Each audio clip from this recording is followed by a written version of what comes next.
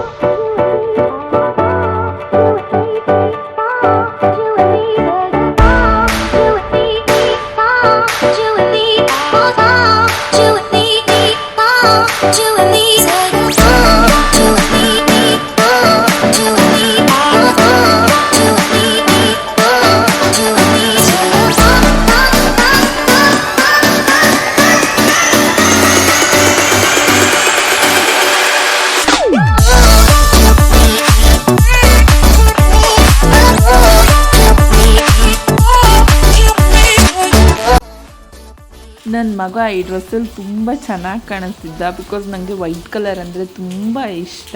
So ಅದಕ್ಕೆ ಅವನು ಇಟ್ಕೊಂಡು ಮುತ್ತು ಕೊಡ್ತಾ ಇದ್ದೆ. ಅಷ್ಟಿಷ್ಟ ಅಲ್ವಾ ನನಗೆ. ಏನೋ ಒಂಥರ ವೈಟ್ ಅಂದರೆ ತುಂಬ ಕ್ರೇಜು. ನನ್ನ ಹತ್ರ ವೈಟ್ ಕಲರ್ದು ನೈಲ್ ಪಾಲಿಶ್ ಕೂಡ ಇದೆ. ನನಗಷ್ಟು ವೈಟ್ ಕಲರ್ ಅಂದರೆ ಇಷ್ಟ. ಫ್ರೆಂಡ್ಸ್, ಈ ರೋಡ್ ಎಷ್ಟು ಚೆನ್ನಾಗಿದೆ ಅಲ್ವಾ, ನೋಡೋಕ್ಕೆ ಒಂಥರ ಖುಷಿ ಅನಿಸುತ್ತೆ. ನಾವು ಹೊರಡಷ್ಟೊತ್ತೆ ಒಂದು ಹೇಳಿದ್ನಲ್ಲ ಆಲ್ರೆಡಿ 2 o'clock ಅಥವಾ 2:30 ಆ ರೇಂಜಲ್ಲಿ ಆಗಿತ್ತು. ಫುಲ್ ಟ್ರಾಫಿಕ್ ಏನೂ ಇರಲಿಲ್ಲ ರೋಡಲ್ಲಿ.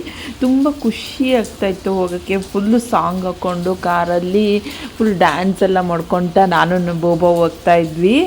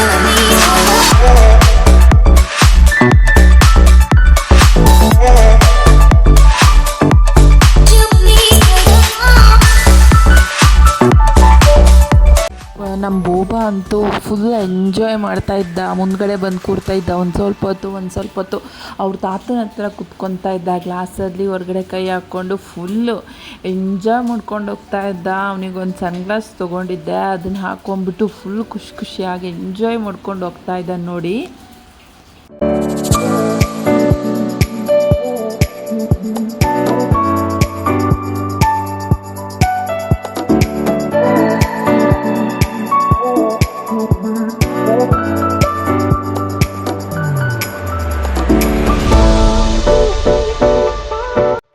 ನಾವು ಬಂದಿರೋದು ಬನ್ನೇರುಘಟ್ಟಕ್ಕೆ. ಸೊ ಪ್ರಾಣಿಗಳನ್ನೆಲ್ಲ ನೋಡ್ಕೊಂಡು ಹೋಗೋಣ ಅಂತ ಹೇಳಿಬಿಟ್ಟು ಬನ್ನೇರುಘಟ್ಟಕ್ಕೆ ಬಂದ್ವಿ. ನಾವು ಮನೆಯಿಂದ ಒಂದು 2 o'clock ಅಷ್ಟೊತ್ತಿಗೆ 2 o'clock ಅಷ್ಟೊತ್ತಿಗೆ ಹೊರಟಿದ್ವಿ. 30 minutes ಅಷ್ಟೇ ನಮ್ಮ ಮನೆಯಿಂದ ಬನ್ನೇರುಘಟ್ಟಕ್ಕಾಗತ್ತೆ ಕಾರಲ್ಲಿ ಆದರೆ. ಸೊ ಬನ್ನೇರುಘಟ್ಟಕ್ಕೆ ಬಂದ್ವಿ. ಅಲ್ಲಿ ಏನೇನಿರುತ್ತೆ ಏನು ಅಂತ ಹೇಳ್ಬಿಟ್ಟು ನಾನು ನಿಮಗೆ ತೋರಿಸ್ಕೊಡ್ತೀನಿ. ಹಾಗೆ ನನ್ನ ವ್ಲಾಗ್ನ ಫುಲ್ವರೆಗೂ ನೋಡಿ ಫ್ರೆಂಡ್ಸ್. ಏನು ಬನ್ನೇರುಘಟ್ಟ ರೀಚ್ ಆಗ್ತೀವಿ ಅನ್ನೋಷ್ಟೊತ್ತೇ ನಮ್ಮ ರೈಟ್ ಸೈಡು ಮತ್ತು ಲೆಫ್ಟ್ ಸೈಡು ಸಹ ಎಲ್ಲ ಅಂಗಡಿಗಳು, ತಿಂಡಿಗಳು, ಆಟದ ಅಂಗಡಿಗಳು, ಎಲ್ಲ ಥರದ ಅಂಗಡಿಗಳನ್ನು ಹಾಕ್ಕೊಂಡಿರ್ತಾರೆ. ಹಾಗೆ ಹಿಂದೆ ಸಹ ಅಷ್ಟೇ ಮಕ್ಕಳಿಗೆ ಆಡಲಿಕ್ಕೆ ಪ್ಲೇ ಏರಿಯಾ ಇತ್ತು, ಹಾಗೆ ಕುದುರೆ ಸಹ ಇತ್ತು ಫ್ರೆಂಡ್ಸ್.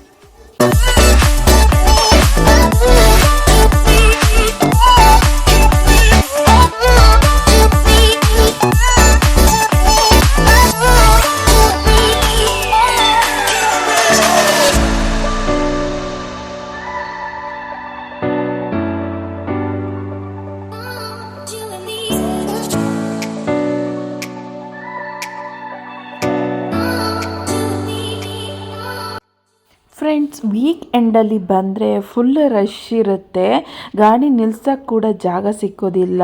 ಹಾಗೆ ಇಲ್ಲಿ ಗಾಡಿ ನಿಲ್ಸೋಕ್ಕೆ ಪಾರ್ಕಿಂಗ್ ಫೀಸು ಅಂತ ಹೇಳಿಬಿಟ್ಟು ತಗೋಬೇಕು.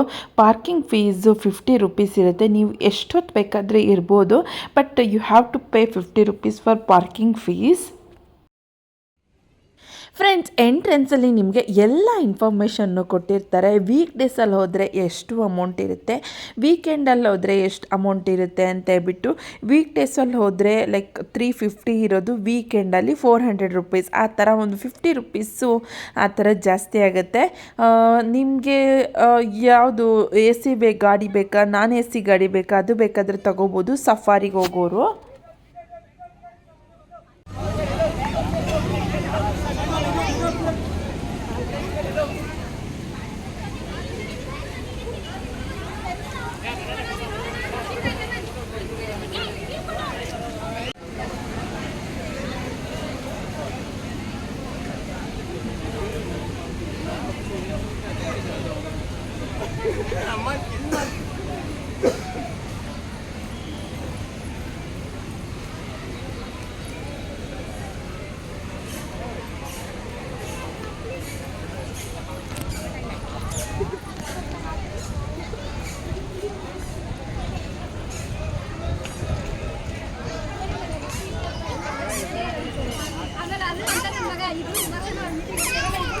ಫ್ರೆಂಡ್ಸ್, ಹಾಗೆ ಇಲ್ಲಿ ಬ್ಯಾಗ್ ಚೆಕ್ಕಿಂಗ್ ಕೂಡ ಮಾಡ್ತಾರೆ. ನೀವು ಯಾವುದೇ ಥರ ಫುಡ್ಡನ್ನು ಒಳಗಡೆ ತಗೊಂಡು ಹೋಗಲಿಕ್ಕೆ ಅಲೋಡ್ ಇರೋದಿಲ್ಲ. ಫುಡ್ ಏನಾದರೂ ಇದ್ದರೆ ಹೊರಗಡೆನೇ ಇಟ್ಟು ಹೋಗಬೇಕು.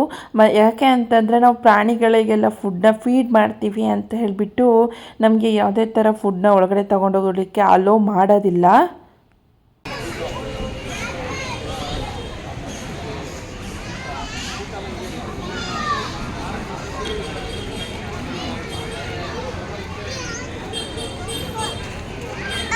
ಫ್ರೆಂಡ್ಸ್, ನಾವು 3 ಜನ ಹೋಗಿರೋದ್ರಿಂದ 1200 ರುಪೀಸ್ ಆಯಿತು. ಪರ್ ಪರ್ಸನ್ 400 ರುಪೀಸ್ ಆಯಿತು. ನೋಡಿ ಎಂಟ್ರೆನ್ಸಲ್ಲಿ ಯಾವ ಥರ ಇದೆ ಅಂತ ಹೇಳ್ಬಿಟ್ಟು ಎಷ್ಟು ಸಖತ್ತಾಗಿ ಮಾಡಿದ್ದಾರೆ. ಇಲ್ಲಿ ಟಿಕೆಟ್ನ ನಾವು ಕೊಟ್ಬಿಟ್ಟು ಅವ್ರು ಸ್ಕ್ಯಾನ್ ಮಾಡ್ತಾರೆ, ಸೊ ಒಳಗಡೆ ಬಿಟ್ಬಿಡ್ತಾರೆ. ನಾವು ನಾನ್ AC ಗಾಡಿ ತೊಗೊಂಡ್ವಿ. AC ಏನು ಅವಶ್ಯಕತೆ ಇರಲಿಲ್ಲ ನಮಗೆ, ಸೊ ನಾನ್ AC ಗಾಡಿ ಓಕೆ ಅಂತ ಹೇಳ್ಬಿಟ್ಟು ಹೋಗ್ತಾಯಿದ್ವಿ ಒಳಗಡೆ. ನೋಡಿ ಎಷ್ಟು ಚೆನ್ನಾಗಿದೆ ಅಂತ ಹೇಳ್ಬಿಟ್ಟು.